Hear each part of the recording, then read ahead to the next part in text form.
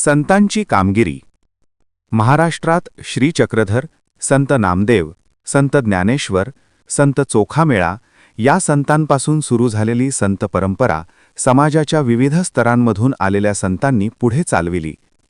या संत मंडळींमध्ये संत गोरोबा, संत सावता, संत नरहरी, संत एकनाथ, संत शेख महम्मद, संत तुकाराम, संत निळोबा इत्यादी संतांचा अंतर्भाव होतो.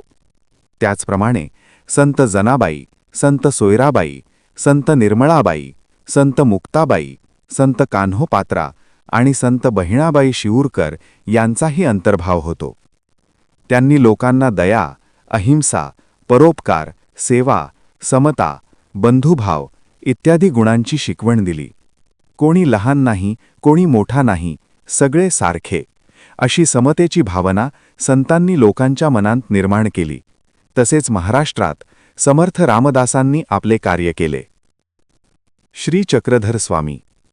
श्री चक्रधर स्वामी मूळ गुजरातमधील एक राजपुत्र.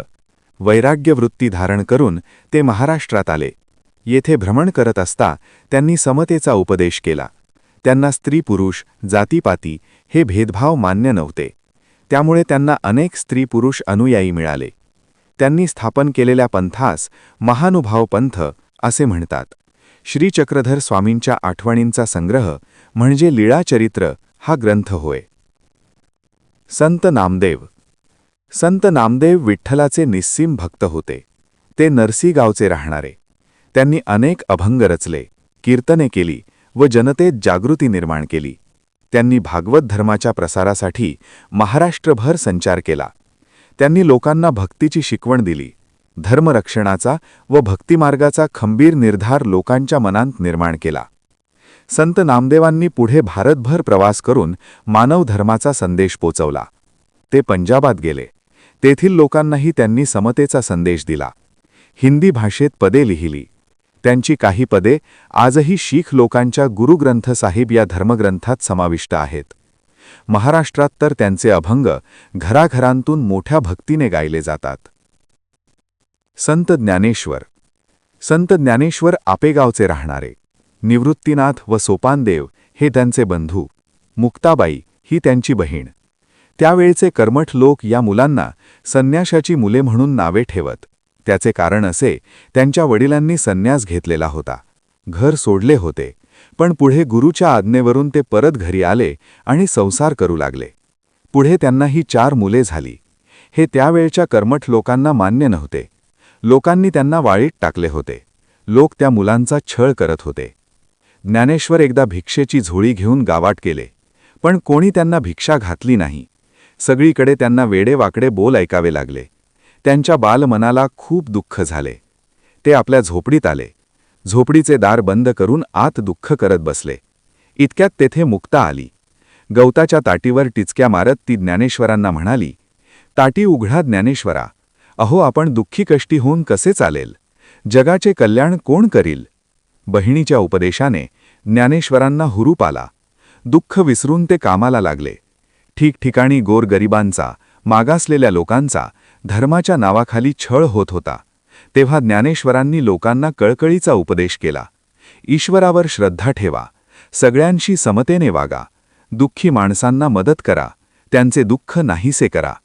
त्यांचा उपदेश गेली 700 वर्ष महाराष्ट्राच्या कानाकोपऱ्यात एकसारखा घुमत आहे. त्या काळात धर्माचे ज्ञान संस्कृत ग्रंथांमध्ये बंदिस्त झाले होते. सर्वसामान्य लोकांची बोलण्याची व व्यवहाराची भाषा मात्र मराठी होती. ज्ञानेश्वरांनी मराठी भाषेतून ज्ञानेश्वरी हा फार मोठा ग्रंथ लिहिला.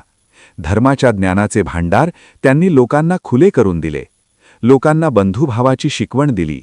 ज्ञानेश्वरांनी तरुण वयात पुण्याजवळ आळंदी येथे जिवंत समाधी घेतली.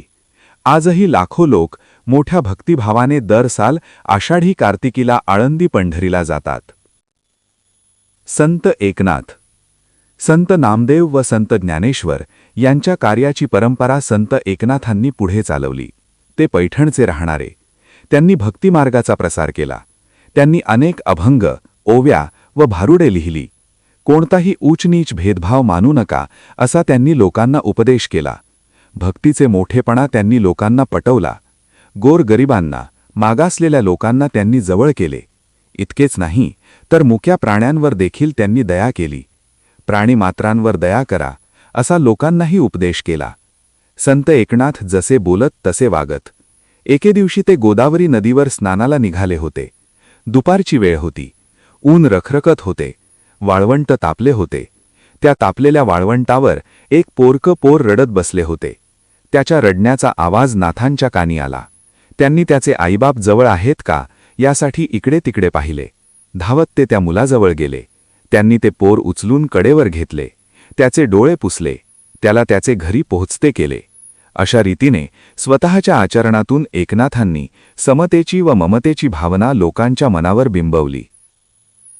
संत तुकाराम. शिवाजी महाराजांच्या काळात तुकाराम व रामदास हे संत होऊन गेले. संत तुकाराम हे पुण्याजवळील देहू गावचे राहणारे. त्यांच्या घरी शेतीभाती होती. त्यांचे किराणा मालाचे दुकानही होते. त्यांचे वाडवडील अडल्यानडल्यांना कर्ज देत. पण तुकारामांनी आपल्या वाटणीची कर्जखाते इंद्रायणी नदीमध्ये बुडवली आणि अनेकांना कर्जमुक्त केले. जवळच्या डोंगरावर जाऊन ते विठ्ठलाचे भजन करत, आषाढी कार्तिकीला पंढरीला जात, कीर्तन करत, अभंग रचत आणि ते अभंग लोकांना म्हणून दाखवत. हजारो लोक त्यांच्या कीर्तनाला येत असत. शिवरायसुद्धा त्यांच्या कीर्तनाला जात असत. संत तुकाराम लोकांना दया, क्षमा, शांती यांची शिकवण देत, समतेचा उपदेश करत. जे का रंजले गांजले त्यासी म्हणे जो आपुले, तोची साधू ओळखावा, देव तेथेची जाणावा, हा संदेश त्यांनी लोकांच्या मनावर बिंबवला. लोकांच्या मनात विचार जागे केले.